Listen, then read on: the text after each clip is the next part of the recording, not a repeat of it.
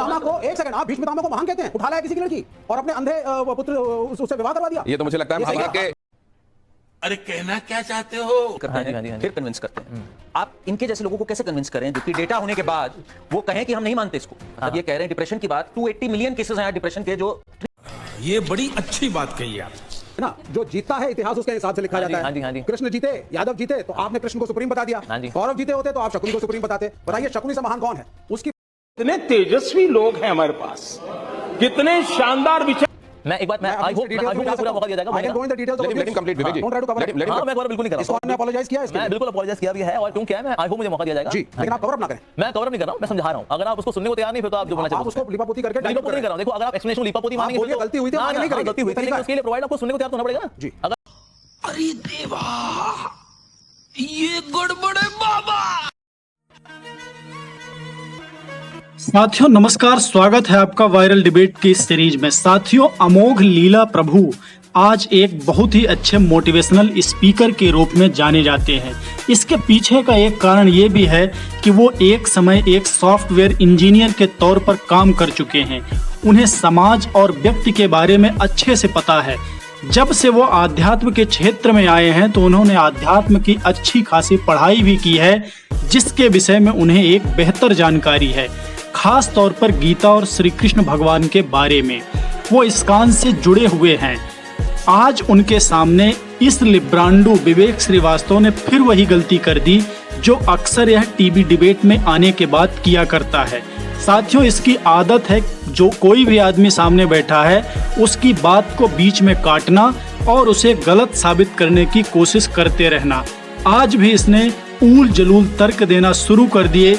कृष्ण ऐसे थे, कृष्ण वैसे हैं, शकुनी महान है। साथियों इन सारी बातों को लेकर अमोघ लीला प्रभु ने इस आदमी को आज अच्छे से भगवान कृष्ण और गीता के बारे में समझा दिया है। तो दोस्तों डिबेट बड़ी ही मजेदार और शानदार होने वाली है। आप पूरी वीडियो को देखिएगा और यदि आप चैनल पर पहली बार हैं तो चैनल को सब्सक्राइब कीजिए और वीडियो को लाइक कीजिए। चलिए दोस्तों हम लोग आज की डिबेट बिना देरी किए हुए देखना शुरू करते हैं। पिक्चर चालू करो बे। The moment you stand with a particular party, आप एक पॉलिटिकल आदमी बन गए, आपकी संस्थान पॉलिटिकल बन गई। हाँ देखिए वो तो आपका सुख बीजेपी के साथ है। हाँ जी, नरेंद्र मोदी के साथ है। अच्छा। और योगी के साथ है। आई होप मुझे मैं प्रश्नों का जवाब देने का मुझे मौका दिया जाएगा। नहीं बिल्कुल सर, आपने काफी एक एक करके आप पूछेंगे। नहीं अगर आप क्वेश्चन के बाद क्वेश्चन करते जाएंगे तो सवाल का जवाब नहीं। मैंने दो सवाल पूछे, पहला आपका ट्रैक रिकॉर्ड आपकी संस्थान का और 400 मिलियन के आई होप मैं जवाब देने का मुझे मौका दिया जाएगा। बिल्कुल नहीं बिल्कुल मिलेगा। और दूसरा जरा एक एक करके आएंगे ना विवेक जी, आप सारी किताब पहली खोल रहे हैं। ब्रीफली दोनों सवाल रिपीट बस तो जवाब ले लेते हैं। बिल्कुल करण उसके बाद आपके पास। तो फिर हम आते हैं ये चाइल्ड अब्यूज वाला जो केस हुआ था, नो डाउट ही हुआ था, इसको मेडिटेट करते हैं और इसके लिए हमें जो पैसा देना पड़ा था हमने दिया भी था। अब देखना पड़ेगा इसमें इसकी हिस्ट्री एक्चुअली क्या है। सिर्फ चाइल्ड अब्यूज का हम स्टिकर लगा कर सोचे अब हो गया बस केस खत्म, फाइल फोल्डर बोन, नहीं ऐसा नहीं होता। होता क्या, देखिए इंडिया में जिस तरह से बच्चों को हम पालते पोसते हैं वो अलग है और जिस तरह से हम वेस्ट में बच्चों को पालते पोसते हैं वो अलग है। इंडिया में माता पिता बच्चों को थप्पड़ मार देते हैं, इट्स ओके, क्योंकि हम कहते हैं ठीक है थोड़ी बहुत चपैट जरूरी है, जब बच्चा बिगड़ रहा होता है दैट्स रिक्वायर्ड। लेकिन वेस्ट के अंदर आप देखेंगे अगर माता पिता जो है बच्चों को मारते हैं तो that becomes a police case कि बच्चे का यहाँ पर एक्सप्लॉइटेशन हो रहा है। तो वहां एक्चुअली वो हुआ था। मैं एक बात, मैं आई होप मुझे पूरा मौका दिया जाएगा। Let him complete Vivek ji, don't try to cover. हां मैं कवर बिल्कुल नहीं कर रहा हूं। इसको आपने अपोलोजाइज किया है इसके लिए? मैं बिल्कुल अपोलोजाइज किया भी है और क्यों क्या है, मैं आई होप मुझे मौका दिया जाएगा जी। लेकिन आप कवर अप ना करें। मैं कवर अप नहीं कर रहा हूं, मैं समझा रहा हूं। अगर आप उसको सुनने को तैयार नहीं फिर तो आप जो बोलना चाहते हैं आप उसको लिपापोती करके लिपापोती नहीं कर रहा हूं। देखो अगर आप एक्सप्लेनेशन लिपापोती मानेंगे फिर तो गलती हुई थी, आगे नहीं करेंगे। गलती हुई थी, उसके लिए प्रोवाइड आपको सुनने को तैयार तो होना पड़ेगा ना जी। अगर करते हैं फिर कन्विंस करते हैं। आप इनके जैसे लोगों को कैसे कन्विंस करें जो कि डेटा होने के बाद वो कहें कि हम नहीं मानते इसको। मतलब ये कह रहे हैं डिप्रेशन की बात, 280 मिलियन केसेस हैं डिप्रेशन के, जो सुनना ही नहीं है फिर तो ठीक है आप बोलिए, हम सुनते हैं। और क्या नहीं, लिपापोती ना करें। लिपापोती बिल्कुल भी नहीं है। Explanations can not be tagged as लिपापोती, वो नेगेटिव थिंकिंग है। मुझे लगता है विवेक आपने सवाल किया है और दर्शक हम सबसे ज्यादा डिसर्निंग है, वो समझ जाएंगे कि आपके सवालों का जवाब मिल रहा है या लिपापोती हो रही है। जी तो एक तो ये समझना पड़ेगा जिस तरह से बच्चों को पालते पोसते हैं इंडिया के अंदर, जिस तरह से वेस्ट में पालते पोसते हैं बहुत अंतर है। इसमें मूवी भी बनी हुई है मिस चटर्जी वर्सेस नॉर्वे, जहां वो बच्चे को पालती पोसती है, थोड़ा सा स्ट्रिक्ट होती है, लेकिन वो नॉर्वे पुलिस कहती है ना ये तो गलत है, ये तो एक्सप्लॉइटेशन बच्चे का। तो इसलिए बच्चे का पालन पोषण जिस तरह से वेस्ट में होता है और इंडिया में होता है वो अंतर। So that which we call as chastisement, बच्चे को डांटना फटकारना, वो वहां पर वो चाइल्ड अब्यूज में काउंट हो जाता है। एक तो वो चीज है। सेकंड ये चीज है, हमने जब वहां पर टीचर्स हायर किए थे तो हमने जो स्पिरिचुअल टीचर्स हैं वो तो हमारे डिवोटीज थे, लेकिन मैथ्स फिजिक्स केमिस्ट्री जो कि आपके करियर वाले सब्जेक्ट्स हैं उनके लिए फिर हमने बाहर के टीचर्स हायर किए थे और वो डिवोटीज नहीं भी थे। और उनमें से कुछ ऐसे लोग थे जो कि एंटी इस्कॉन थे because you are spreading like a wild fire during 70s and 80s। तो ऐसे लोगों ने बच्चों के साथ कुछ गलत किया भी।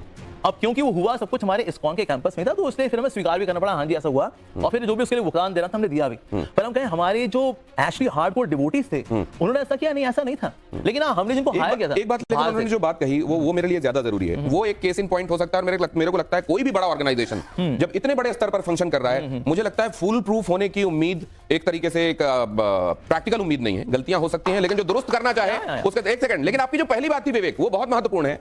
क्या ये स्पिरिचुअल टेक्नोलॉजी जैसा हो रहा है आजकल? क्या ये एक व्यवसाय बन गया है? नहीं, ऐसे व्यवसाय नहीं है। देखिए इसमें क्या, देखिए बच्चों की हेल्प होती है नो डाउट। अब जैसे हमारे गुरुकुल हैं, आज हमारा गुरुकुल है वृंदावन गुरुकुल। नहीं, स्पिरिचुअल टेक्नोलॉजी आजकल बहुत सारे आपको धर्म के प्रवर्तक मिल जाएंगे जो अलग अलग तरीकों से अपना काम कर रहे हैं। इनमें से किसको आप जेन्युइन मानते हैं और किसको आप मानते हैं कि अपना धंधा चला रहे हैं? देखिए जिस व्यक्ति की खुद की कुछ स्पिरिचुअल प्रैक्टिसेस भी हैं, साथ साथ में in terms of dealing with opposite gender and dealing with money, अगर वो क्लीन है, so that's also very important. उसकी खुद की स्पिरिचुअल प्रैक्टिसेस होनी चाहिए। साथ ही हमें देखना चाहिए कि ना what kind of contribution is giving to the society, ये हमें देखना चाहिए। और ये बहुत विजिबल होता है। No sadhu will have any such private life जो कि कोई नहीं देखता। जैसे हम लोग ब्रह्मचारीज हैं, it is very open life. हम लोग जाते हैं, लोग आते हैं, हमसे मिलते हैं, and people see very clearly what we are doing. तो इसलिए ऐसी ट्रांसपेरेंसी एक साधु के जीवन में होनी चाहिए। तो आप कह रहे हैं कंडक्ट अच्छा होना चाहिए, उसका कंडक्ट क्लीन होना चाहिए, कम से कम ऑपोजिट जेंडर को लेकर, मनी को लेकर, और वो प्रैक्टिसिंग होना चाहिए, और साथ में जहां से वो आ रहा है वो आध्यात्म का एक प्राचीन और पुरातन उसका एक इतिहास होना चाहिए। लेकिन मैं एक बात जानना चाहता हूं, फिर जैसे आपने प्रेमानंद जी को लेकर बात कही कि राधा का अस्तित्व कृष्ण के बिना कहां, तो फिर इन सब चीजों में नहीं जाना चाहिए। अब ये मैं ये देखता हूं सनातन में शैव को लेकर कहा जाने लगेगा कि ये तो शैव है, शिव के उपासक है। नहीं, ये ठीक नहीं है। रामचंद्र जी की कलाओं को 14 बता दिया जाएगा, कृष्ण जी की कलाओं को 16 बता दिया जाएगा। किसी को किसी से हे शैव, शाक्त, वैष्णव, ये क्यों चलता रहता है? देखिए होता क्या है कि भगवान जो है परम भगवान है कि एक ब्रह्म द्वितीयो नास्ति, तो supreme Lord is one not many. लेकिन भगवान अपनी विभूतियां जो है प्रकट करते हैं, लाइक फॉर एग्जांपल से शिव जी के रूप में प्रकट करेंगे, या फिर मेंटेनेंस के लिए विष्णु के रूप में, for destruction there is form of lord Shiva. Manifestation अलग है, मैनिफेस्टेशन अलग है। तो इसीलिए हम ये लेके चलें कि ना इसमें कोई कॉन्फ्लिक्ट है, इसमें कॉन्फ्लिक्ट नहीं है। अगर हम चीजों को एंटायरिटी पे समझेंगे, then there is no conflict. आप इस्कॉन को इनसाइड आउट जानते हैं? हाँ जी। क्या कहीं पर ये बताया जाता है कि शिव जी कमतर हैं, या कोई जो है वो कमतर है और भगवान कृष्ण सर्वोपरि हैं, ऐसा कहा जाता है क्या? देखिए तत्व की दृष्टि से दे आर वन, जितने भगवान विष्णु के अवतार हैं ये सब तत्व की दृष्टि से सेम है, लेकिन रस की दृष्टि से अलग अलग है। रस का मतलब होता है in terms of devotional reciprocation. जैसे तत्व की दृष्टि से मैं एग्जांपल दूं, जैसे चांद है, पूर्णिमा का चांद हो, एकादशी का चांद हो, षष्ठी का चांद हो, पंचमी का चांद हो, ये सब के सब चांद है। लेकिन सबसे अधिक रोशनी कौन से चांद में होती है? पूर्णिमा के चांद के अंदर। तो इस तरह से हम बताते हैं कि भगवान की जितने अवतार हैं, विभूतियां हैं, दे कैन मैनिफेस्ट वो जो ऑपुलेंस है उनका टू डिफरेंट डिग्रीज। लेकिन जो ओरिजिनल फॉर्म है दैट इज कृष्ण। और ये बात मैं नहीं बोल रहा, ये बात शास्त्र में लिखी है, गोविंदम आदि पुरुषम तमहम भजामि। ब्रह्मा जी बोल रहे हैं कि गोविंद आप आदि पुरुष हैं और मैं आपका भजन करता हूं। तो इसलिए परम भगवान जो है इस कृष्ण। लेकिन हाँ, उनके अवतार भी हैं, कुछ उनके विस्तार भी हैं, कुछ उनके विभूतियां भी हैं, ये हो सकता है ऑफ कोर्स। लेकिन मैं ये फिर भी समझना चाहता हूं, क्योंकि कहा जाता है कि भगवान शिव से बड़ा कोई वैष्णव नहीं है और भगवान विष्णु से बड़ा कोई शैव नहीं है। जब उनमें कोई द्वंद्व नहीं है तो नीचे तुलना देखने की कोशिश क्यों होती है, ये भी समझूंगा। लेकिन अब करण आपके पास। अमोघ जी, आपने कई बातें कही। जो सबसे पहले आपने एक बात कही वो कही कि आप पहले कनेक्ट करते हैं, फिर कन्वे करते हैं, फिर कन्विंस करते हैं।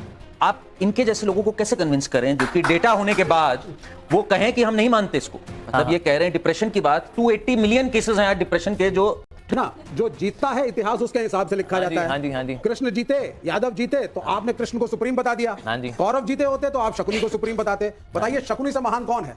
उसकी बहन को बलपूर्वक उठा करके ले आए और एक अंधे से उसका विवाह करवाया। जाइए 2 सेकंड, अब शास्त्र की बात हो जाए। और अपनी बहन को प्रोटेक्ट करने के लिए शकुनी अपना घर बार, अपना साम्राज्य छोड़ करके यहाँ पे आए, रहे, प्रोटेक्शन देने की कोशिश करी और लड़े। क्या उससे बड़ा भाई कोई हो सकता है?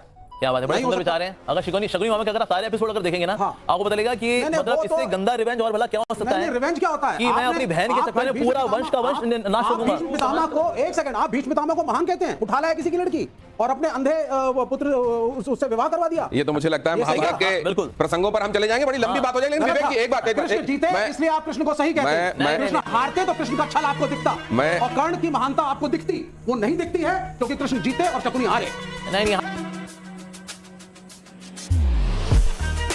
साथियों, आज के समय में एक ऐसा चलन चल पड़ा है कि कोई भी वह हिंदू धर्म के बारे में तर्क कुतर्क करने से बिल्कुल भी बाज नहीं आता है। चाहे वह कोई कथावाचक हो या धर्म के शंकराचार्य हो, उनके सब के बारे में इन लोगों ने एक मुहिम छेड़ रखी है कि जब भी ये कोई ऐसे व्यक्ति सामने आ जाएं, उनके सामने ऊट पटांग तर्क रखकर लोगों के सामने एक गलत माहौल धर्म के बारे में बनाया जाए। साथियों, इस विषय में आप अपनी क्या राय रखते हैं उसको कमेंट बॉक्स में जरूर बताइएगा। और यदि आप अभी चैनल पर नए हैं तो चैनल को सब्सक्राइब कर लीजिए और वीडियो को लाइक कर दीजिए, क्योंकि इस चैनल पर आपके लिए ऐसी ही धमाकेदार डिबेट वीडियो लेकर मैं आता रहता हूं। तो चलिए दोस्तों, हम लोग मिलते हैं एक और अगले वीडियो पर। तब तक के लिए नमस्कार, जय हिंद, जय श्री राम।